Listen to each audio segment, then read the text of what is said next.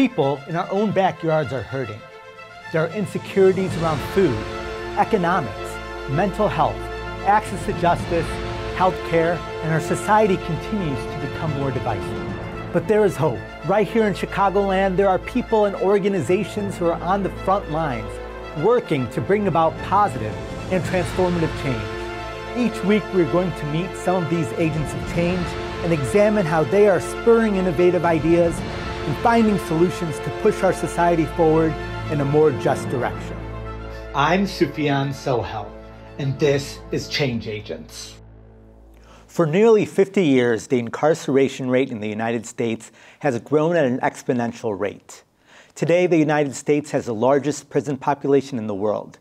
Incarceration is especially common in poor communities of color, where nearly 70% of black men who did not finish high school and are approaching midlife will be in prison at some point in their lives. Because mass incarceration disproportionately impacts African American families, it also exacerbates existing inequalities. Incarceration affects family structure. Incarcerated men marry at extremely low rates, and divorce and separation is more common among current and formerly incarcerated men. Incarceration affects the overall quality of life for families. Incarcerated fathers are less involved in their family before, during, and after incarceration. Mothers are also more likely to engage in harsh parenting and experience depression when fathers are incarcerated. The loss of income caused by incarceration exacerbates economic hardship for families. Because men often struggle to find employment post-incarceration, these economic hardships can be long-lasting. Our first guest tonight is an author, a mentor, an entrepreneur, and an ex-offender who believes that ex-offenders can become productive members of society and can play a key role in reducing crime in inner-city neighborhoods. I am thrilled to welcome Tyrone Muhammad, the founder and executive director of Ex-Cons for Community and Social Change, to Change Agents tonight. Tyrone, thank you so much for joining us tonight. Thank you for having me. My pleasure. Yes, Tyrone, share a little bit about your background. What's your story? Oh, wow. Where you want me to start? You want to go to adolescent or you want to go to adulthood? Well, let's go adulthood, and maybe if you can spend a couple minutes of what experiences brought you to wanting to create this organization. So, I've been out since 2017 after serving 21 years sentence for murder. Something that, a sentence that I regret even to this day. But with that being said, I spent 21 years, and while sitting in prison, watching men come in and out of prison with no hope for true reformation, I said, you know what, it's clear that pastors, politicians, and benevolent white people even don't have an answer to these issues or these ills that affect our community in such a way. I said, it's clear. I don't want to talk about the conspiratorial plots to destroy black men and boys. I want to talk about and deal with the issues that allow us to touch the poison, the issues, the ills that affects our community. So we're taking a personal approach where we take personal responsibility. So I said, I didn't want to call my organization or flowery names such as returning citizen, justice involved individual, because at the end of the day, who make these terms up? Because they didn't ask me. I said, we're going to call it what it is. The 13th Amendment talks about slavery once you commit a crime and duly convicted. That's what the judge said to me. I'm sentencing you, you'll be duly committed or sentenced to a 40-year prison term at 50%, which made me having to do 20 years. So we don't tackle and deal with that issue of convicted, right? So I said, we are convicted according to the Constitution, right?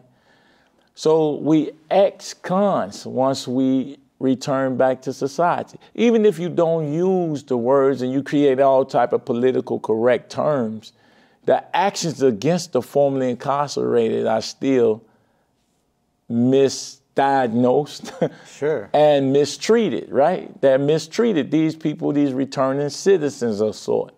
But they're not treated like they're citizens. not treated like citizens. So we never was treated like citizens of our own community, let alone citizens of America, right? So I said, you know, we got to do it. I have to call it what it is. And we must be an affront to the establishment that thinks this pretty word, flowery terms, is going to correct the ill or make it look any less harmful or discriminatory, right? So ex-cons, so we X of everything negative. So the double entendre X, and then X also represent a mathematical equation of unknown. So we X of everything we've ever done, and we have a lot of unknown and untapped potential languishing in prisons and graveyards. And I wanted our organization to be the premier organization that always solving for X. So we're constantly solving for the X that are returning citizens, substance abuse, addicts, violence, unemployment, gender-based, everything that's X, we're solving for. Because in prison are all types of people. And I often tell our elected officials that prisoners didn't create society. Society created prisoners. So then why aren't we solving for the ills of society? Thereby, we will solve for the issues and ills of mass incarceration. What sort of response do you get when you tell our elected officials that? It's like they get an epiphany like, oh, you're right. We have to deal with the issues underlying. I said, no, you have to deal with the issues in grammar school. Because I learned to be a gangbanger in grammar school. The bullying happens there when women and men throw their children at the CPS or the school system and expect teachers to manage behaviors of children. When they are isolated situations that the teacher, if she's in, shall I say, if her job is to deal with curriculum and teach curriculum, why are they becoming behavioral counselors? Why are they dealing with the behavior? They're not trained to do that. They're not trained to do that. So, you know, in school, you find your crowd. You isolate yourself. And even in college, students even find their crowd, their niche. This the tech person, this the geek, this person, this the cool crowd. And you're developing those skill sets and those behaviors at that age, which are hard to uncondition them later on. And it carries on. Yeah. That's why we have the fraternities and sororities. Sure. Those things continue in life, and we don't see it, but we program our children early on. Yeah. So ex-cons for community and social change is our way of giving back to society for the terroristic effect of violence, gang, drugs, and violence that we've caused on our community. And we're saying here that as formerly incarcerated person, we are taking a personal charge of transforming the community, we're tackling the social issues, and we're changing the landscape of what reentry looks like. That's really great in all the work that you're doing. What are some of the issues that you're seeing? One thing I know when we spoke on the phone was the rise in crime and violence on the CTA train lines. Why is this happening, do you think?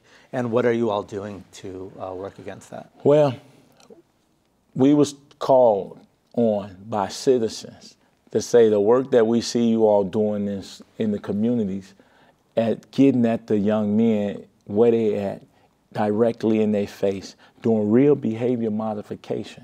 Because let's make no mistake about it, guns don't shoot people. People shoot people. So when you change the behavior of a young man, or nowadays a young woman, for picking up a gun in the first place, then you can see the difference in that guns are actually diminished.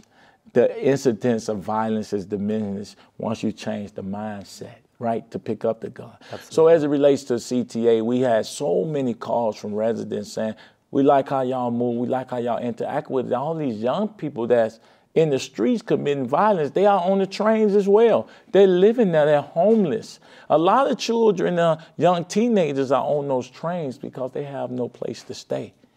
And they ride from end to end.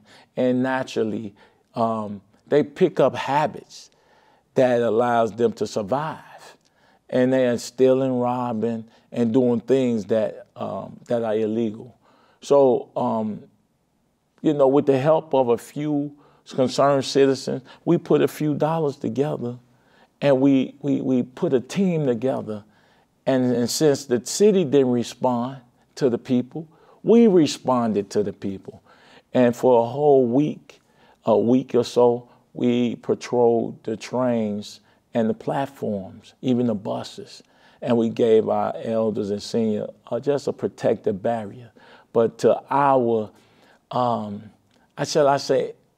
didn't think it would happen, put it like that the people would receive us in such a great fashion, right? They was happy to see us, right? And they watched us interact with the young people on those trains.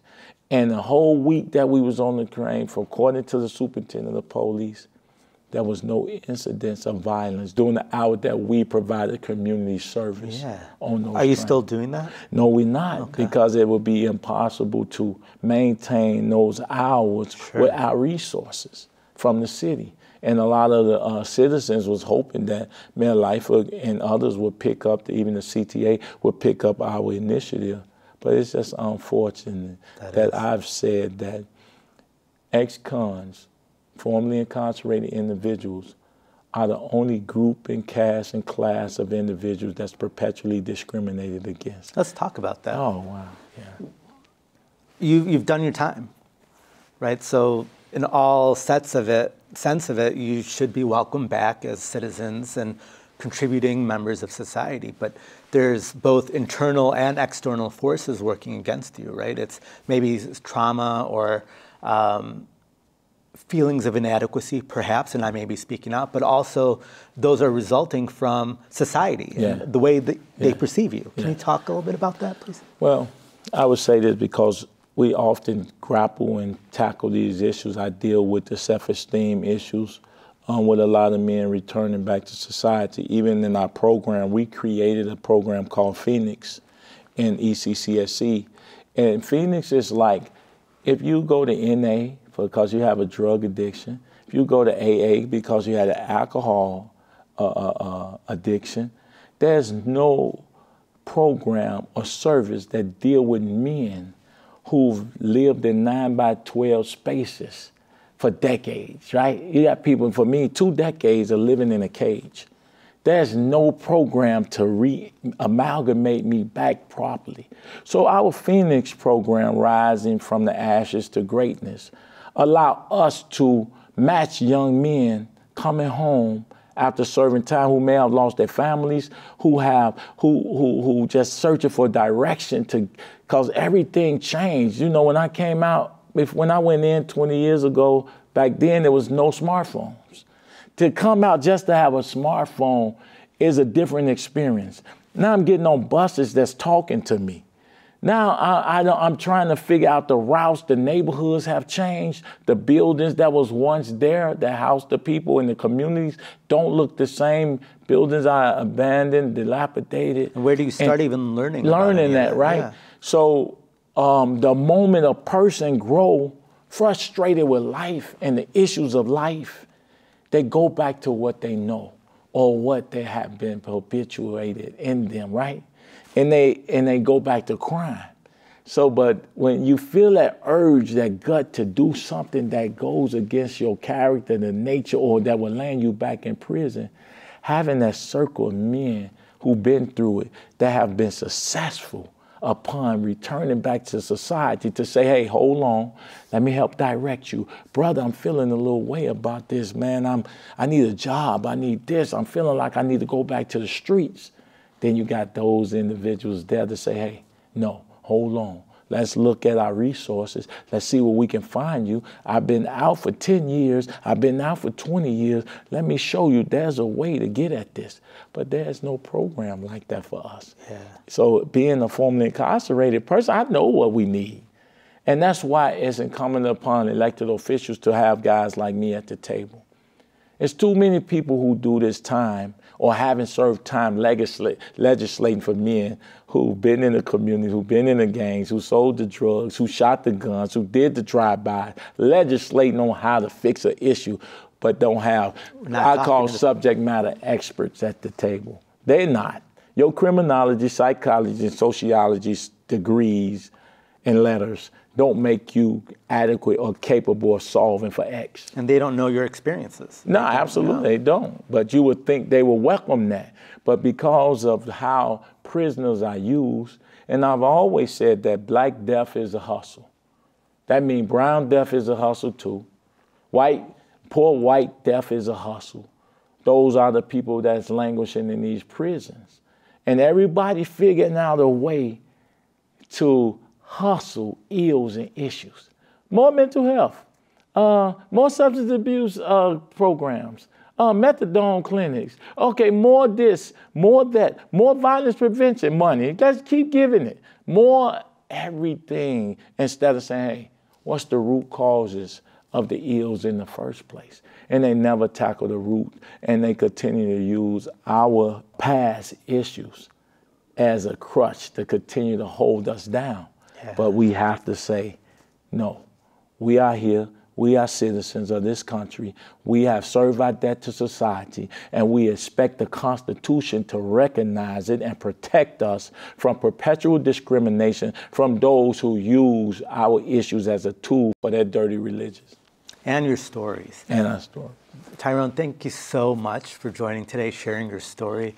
I learned a lot, and it's eye-opening to see and inspiring just how much you're taking hold of your own narrative and changing the lives of so many people that you're working with. And I look forward to finding ways to support you and hope our viewers do as well.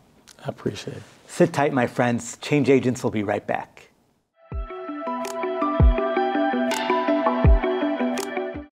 I'm Melissa Donaldson, and I like to call myself a curious boomer. Through that curiosity, I have found that when we engage with people from different generations, we are more alike than we are different. On Generation Flex, we will discuss the day's most interesting topics and discover each other's unique perspectives together. Join us Mondays at 7 p.m. on CAN TV 19, cantv.org, and on the new CAN TV Plus app.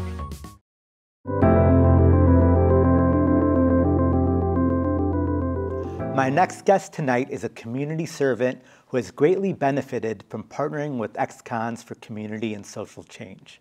I am pleased to welcome Community Servant Solomon Montego. Solomon, thank you so much for joining me tonight. I'm blessed and highly favored to be here. Thank you for having me. Of course, of course. I'm excited for our conversation. And you heard my first little piece with Tyrone, who shared a little bit about the organization. How did you get involved with the organization? Man, I think it was spiritual, like it's a blessing for me. I had a mandatory life sentence in federal prison, and I always wanted to do the work because I was a part of the negative movement in Chicago back in the early 80s, and I went to jail in the 90s with the federal sentence. I got mandatory life, so in prison, I changed my life. I took programs, I became a peacemaker, so I always wanted to do the work. Never knew when I was coming home. Fortunately, the laws changed. Donald Trump signed the First Step Act, so I'm on the streets. On the streets, I bounced around from other organizations because I knew what I wanted to do. I wanted to be a community servant. I wanted to give back to my community for what I've caused in the past by being in organizations, as y'all call gangs. Couldn't find nothing.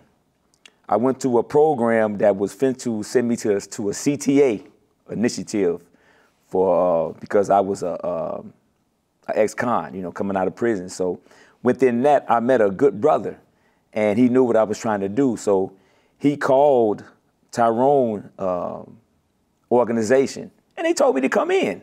So I'm like, whoa. So I come in, and I was blown away by the center. And I'm like, wow, what is this? You know what I'm saying? And the brother that was there, he showed me a tour, and Tyrone was there. And Tyrone said, hey, man, I remember you. I know about you. And he said, I got you. And I've been on ever since with him. And that's how I got started. That's so great to hear. Yes. It's your own superhero origin story. Oh, yeah. What are you working on now? What are some of the projects you're working on now? Well, I'm working on reentry with the organization. By me being incarcerated all my life. I've been through the juvenile, state, county, and federal system. On this last time, I did 25 straight years on the mandatory life, so I know that system. So I know what guys go through and going through that. So ex-cons was the epitome of an organization that I had to be in, because it actually saved my life. Being from the streets, you're challenged with going back because nothing's working. You know, you hit these walls. And I tell you all the time, man, you know, the organization actually saved my life, because now I got something I can believe in. And by me connecting with the organization, I no longer have these criminal thoughts or want to be back in the streets again. I actually want to be helping and changing the mindset and the behavior modification of guys like me. So reentry is perfect for me to get into. So that's what I've been working on. Reentry, getting brothers reacclimated back from prisons into society through us, through my experience, what I've been through. That's great. What are some of the biggest challenges you find with the whole reentry program? Just getting guys to change the mindset, the behavior of being in that mode of criminal activity, and they have to be a part of the streets. That's not easy, because it wasn't easy for me. And after 25 years, I thought it was easy. Oh, I'm home, or now it's gonna be okay. But it was a hard slap in the face. As it wasn't for organizations like this, man, I'd probably be back in prison or dead right now. So my story, them seeing who I am and how I've changed and how I'm moving forward in this is, to me, is perfect for me to demonstrate on how that we can change, we can do it. You know, it's gonna be hard, but we can do it, because I did it. It must be inspiring for them. It's very, man, it's very, it's almost, like I said, spiritual, because if it weren't for the organization, man, I know where I'd be at, man. I'd be back on the streets, you know, doing what I do, or I'd be dead, or back in prison, you know, no question about that.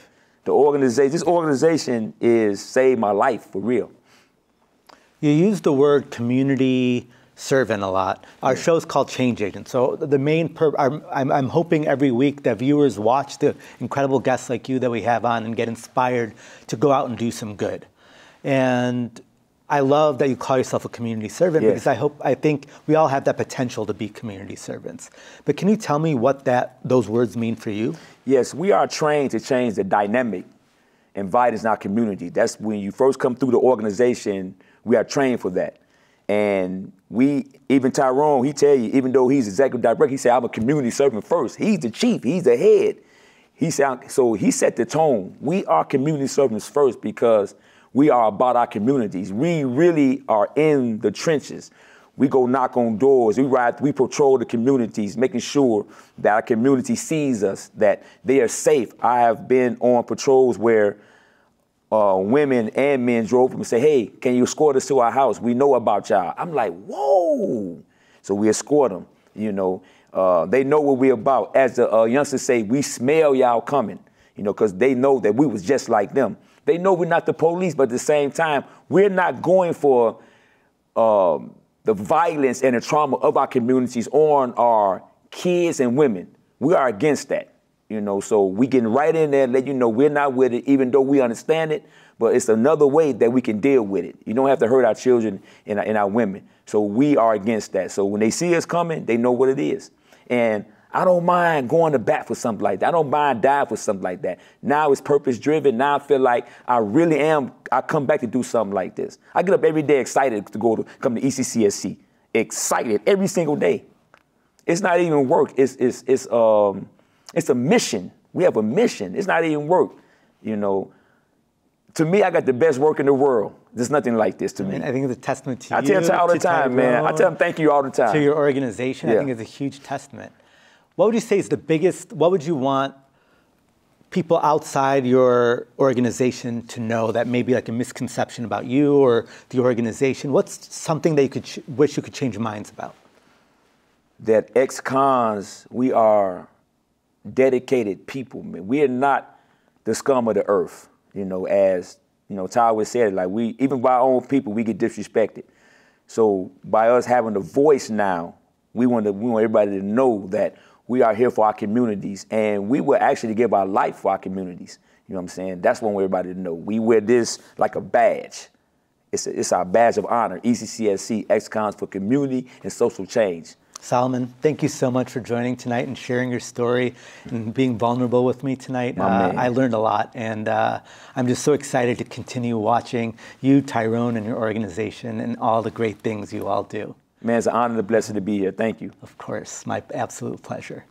We'll be right back with this week's Change in Action.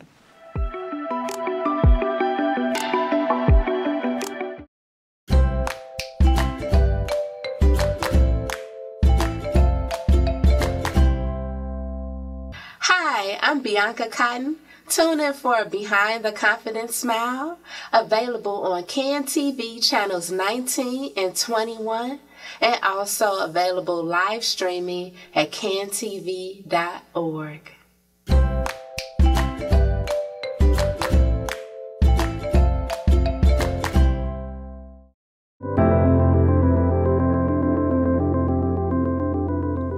Over the course of this season, we have met several organizations working to strengthen our community and serve many of our neighbors.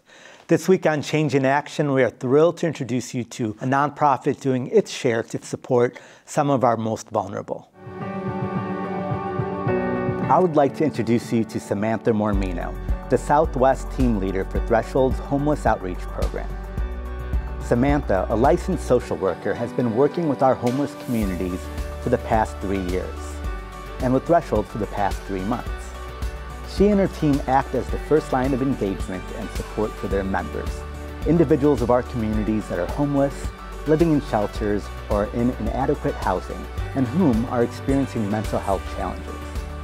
She lives with the idea that given support and linkages to services, people can thrive and lead a life of stability and validation. Samantha loves collaborating with those she serves and is grateful to be able to see the impact of her team's work. Thank you, Samantha, for living this change through your service. Over the past few years, Chicago residents have complained about the increase of crime and violence throughout our city and communities. People are afraid and they are anxious. Many are even hesitant to ride public transportation for fear of increased crime and violence. And as we learned today, there remains a huge amount of uncertainty and mistrust towards ex-offenders who have paid their debts to society. President Barack Obama said it best, "The best time to stop a crime is before it even starts." I am grateful for organizations like ex-cons for community and social change and leaders like Tyrone and Solomon who are out there in our communities empowering our ex-offenders to become productive members, but also helping to reduce crime and violence throughout Chicago. Thank you both so much. I encourage you, our viewers, to check out their website for ways you can support their incredible work. I applaud them in finding their own ways to give back, to be change agents.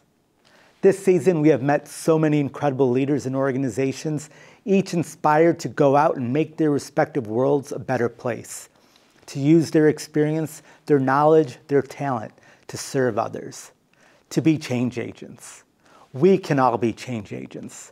I hope you are as inspired as I am, and I thank each of you for watching and for such a wonderful season. Stay well, my friends.